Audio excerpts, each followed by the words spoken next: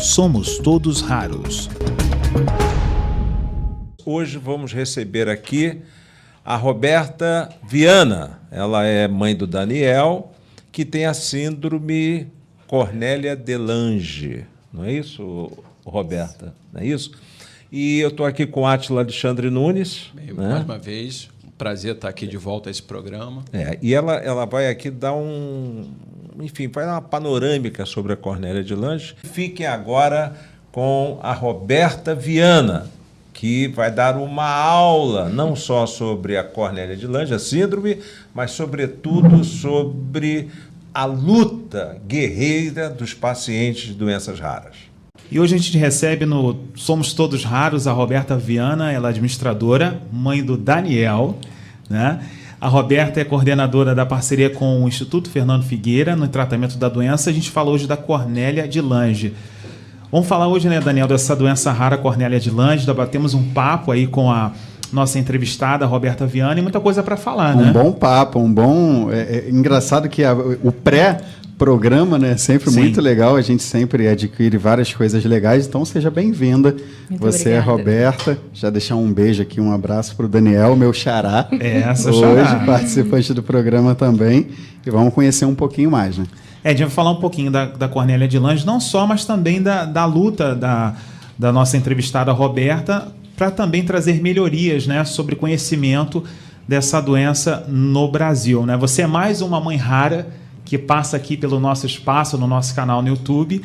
E eu queria que você se apresentasse primeiramente e falasse como que foi o início de tudo, né? Toda mãe rara tem uma história para contar. A gente quer ouvir a sua história. Sim. O meu filho, Daniel, ele tem 5 anos.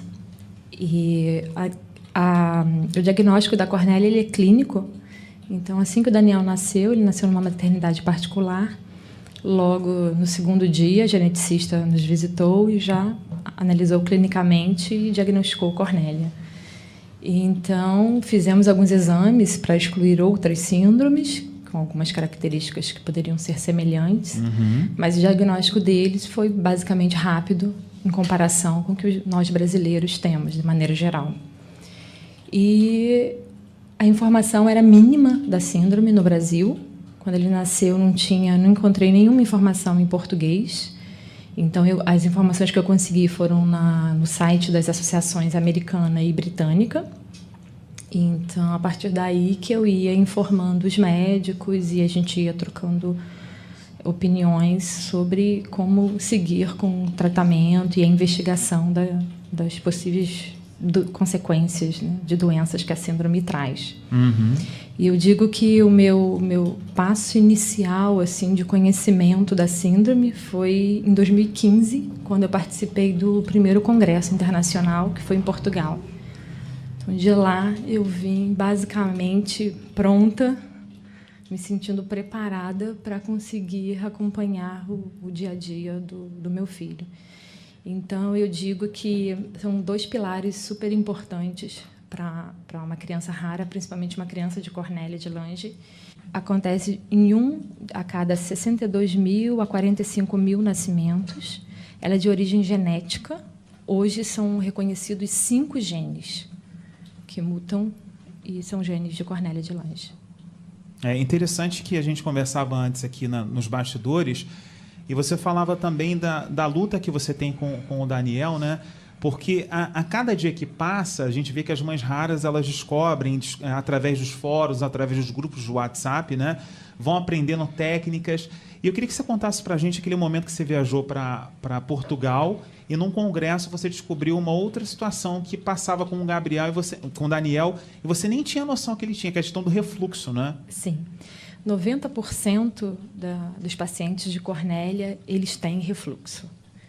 E aí, nesse congresso em Portugal, tinha um pediatra espanhol, Dr. Feliciano, e ele estava falando, como pediatra, dos principais problemas de saúde, e ele começou a alertar sobre o refluxo. E até então, nosso filho não tinha refluxo. E quando ele começou a dar os sintomas de refluxo, que não são os sintomas clássicos, quando a gente pensa em refluxo, a gente pensa primeiramente em vômito. Né? Então, ele falou que não necessariamente, mas beber muita água no início da manhã, muita salivação, dar leves batidinhas no peito, esses são os sintomas de refluxo. E, na hora, eu pensei, meu filho tem refluxo, porque ele tinha 3 anos e trocávamos o babador dele 10 vezes por dia. Ele salivava o tempo inteiro. E sempre achávamos que era pela hipotonia. E, quando voltamos ao Brasil, resolvemos investigar, e quando começamos com a medicação, 24 horas de medicação, a salivação já acabou.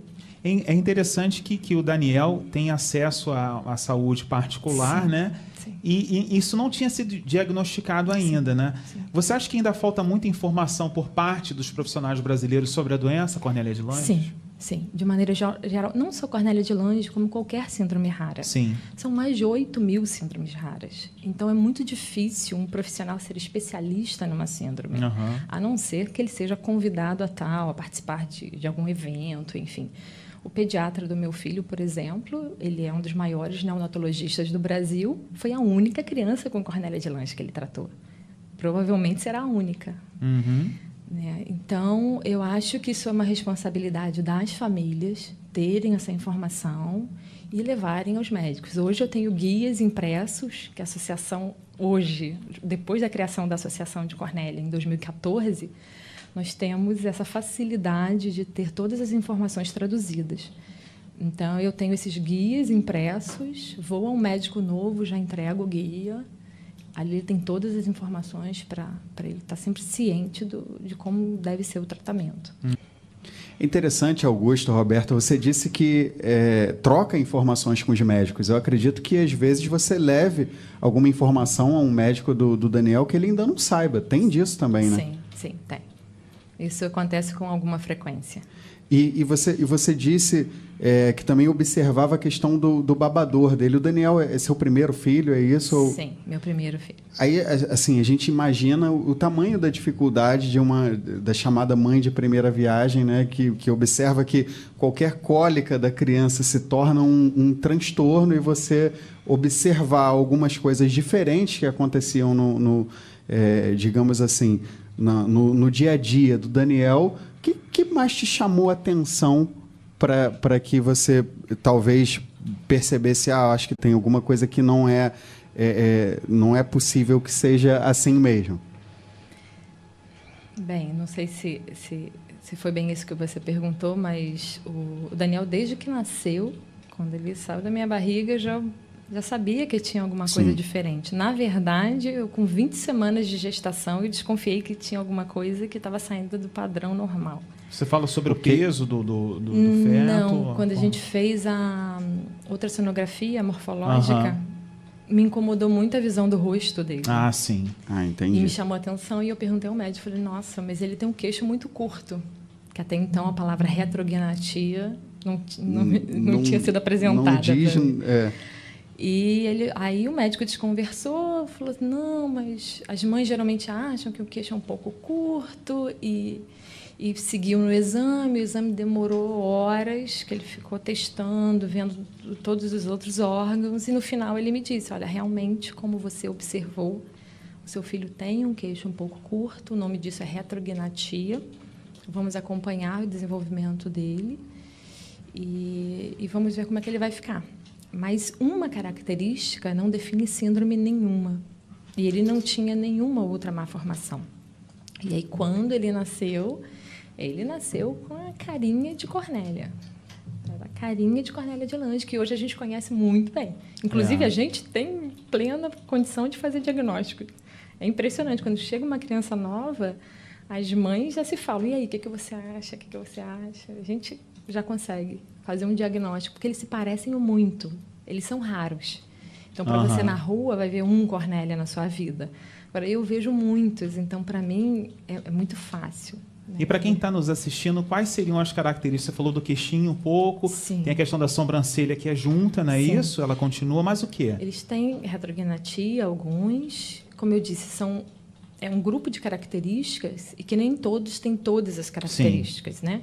Então, pode haver retrognatia, o lábio superior um pouquinho fino, as sobrancelhas unidas, os cílios longos, as orelhas são baixo implantadas, eles têm muito cabelo e pelos no corpo, Meu filho, por exemplo, não tem muitos pelos no corpo, mas muito, muito cabelo. Os cabelos são baixo implantados também. Eles têm malformações nos membros superiores, nos braços. O meu filho tem todos os dedos, mas ele tem uma mãozinha pequena. Só que tem crianças que não têm todos os dedos, não têm os bracinhos mais curtos. Então, isso varia. Eles são de baixa estatura, baixo peso. O meu filho, o Daniel, que tem a síndrome, ele tem basicamente a altura do meu filho de 3 anos, do meu segundo filho. Ele é bem pequenininho. E é uma doença rara, é interessante, porque você mesmo falou que não existe assim uma... tem pessoas com essa doença rara que já tem uma sobrevida muito grande, né? Com 30 anos. Sim, sim. No Rio, nós temos a Dani, ela tem 43 anos. 43 anos. 43. Em alguns casos, como a gente conversava, como fica a questão da fala, da cognição, do desenvolvimento da criança, da questão do escolar? Para quem está nos assistindo que identifica, sabe que tem uma pessoa com Cornélia de Lange, ou nem foi diagnosticada ainda, a gente conversava sobre isso. Como que é essa questão do desenvolvimento da criança? Poucos falam, né? E quem fala, geralmente fala um pouco mais tarde.